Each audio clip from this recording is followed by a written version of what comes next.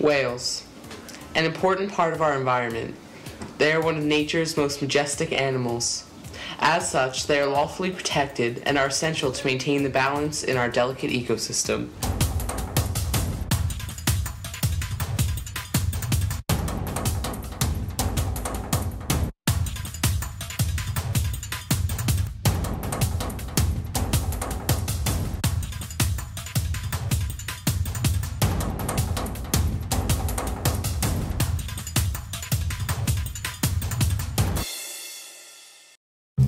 The practice of whaling began as early as 1000 CE. The Basques, who lived in the Bay of Biscay region, were the first to partake in commercial whaling. They harvested whale meat and oil to trade with Europe. Whaling began as a means of survival for these people and other cultures such as the Inuit, but many years later other countries found that they too could profit greatly from this industry. From the beginning of the 17th century through the end of the 19th century, England, Japan, America, Germany, and a few other northern countries began to build whaling ships so that they too could be a part of the whaling industry. These countries were killing up to 46,000 whales in just one whaling season. This motivated organizations such as the International Convention for the Regulation of Whaling and the International Whaling Commission to form in order to stop the overly high amounts of whales being killed for commercial purposes. In 1964, Antarctic whalers were able to find and kill only 20 blue whales, causing the IWC to ban whaling of this species. The first anti-whaling voyage was made by Greenpeace in 1975, but many countries still had major objections to any efforts made to stop whaling. The Japanese ship Nishin Maru No. 3 tried to find a way around these efforts and said that their whaling voyages were for strictly scientific purposes. In 2005, the Japanese government announced that the whaling quota in the Antarctic increased to 935 whales annually. Most other countries had stopped any whaling voyages, but Japan would not give up. Efforts have been made by many countries and organizations to stop Japan's excessive whaling, but Japan continues to defend its right to hunt whales. Australia filed a lawsuit against Japanese whaling in 2010, saying that Japan's scientific whaling was actually commercial whaling in disguise. Other countries have supported this lawsuit, but Japan continuously fights for its right to whale. The country of Japan supports their industry of whaling through two main beliefs. They state that it is sustainable and necessary for scientific study and management of whale stocks. Another belief is that the different opinions of whaling are based upon cultural differences that are only found in Japanese societies. Today's whaling is no longer an overcapitalized. Whaling in Japan is also rooted in the country's history.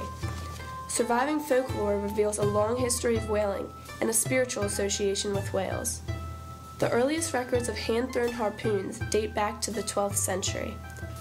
Taking a scientific view, the Japanese joined with the IWC and agreed to take whales for scientific research each year, with the International Whaling Committee allowing them to later sell the meat of these whales in shops and restaurants. The research is conducted by the Institute of Cetacean Research, ICR, a privately owned, non-profit institution.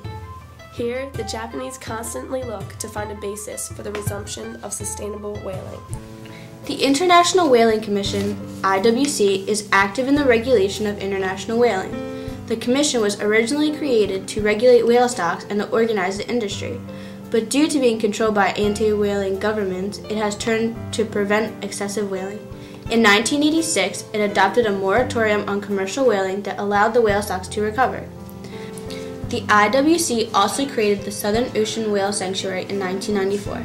23 countries supported the creation of the sanctuary and only one opposed it, Japan.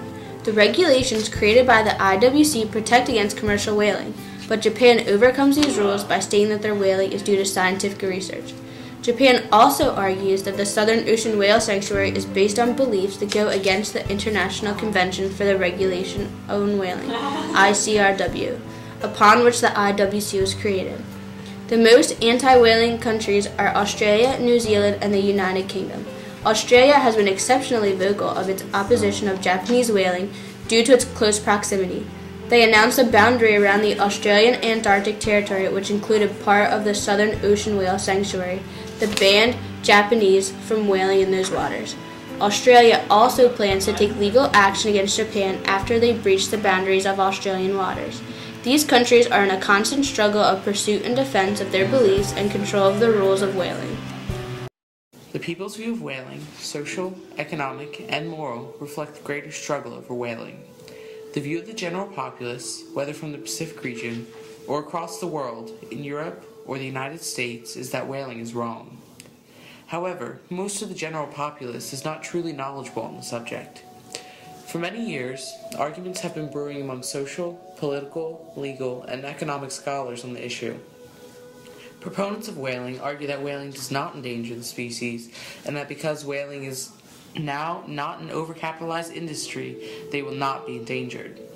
Also, they argue that because whaling is part of some cultures, it should not be outlawed, and that to distinguish a line between which animals may or may not be hunted would not only set a precedent, but would also be unfeasible.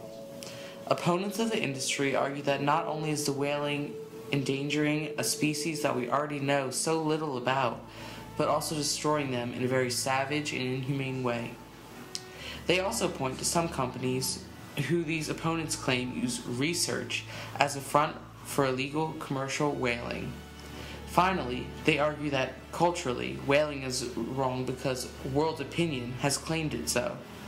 These arguments among the populace have been brought to life in many recent attempts to stop whaling through documentaries and, most significantly, TV specials and shows including Whale Wars.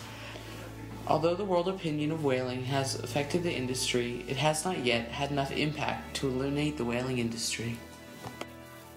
As our world struggles to agree on whaling, this majestic species continues to vanish, especially in the Pacific. Japan argues the importance of whaling culturally and scientifically, but the rest of the world is screaming rebellion toward this belief. While Japan pushes reasoning with sociology, the rest of the world fights with science, fact, and morality. A recent study from Stanford University shows that even after booming populations of whales after World War II, decreasing numbers of whales continue to do irreparable damage to the ecosystem. The seemingly never-ending debate and diplomacy over whaling is driving whales and part of a culture toward extinction. We must preserve these beautiful creatures because they hold a key to the delicate environment and a culture. To conquer, to thrive, I came to win, to survive, to prosper, to rise, to fly.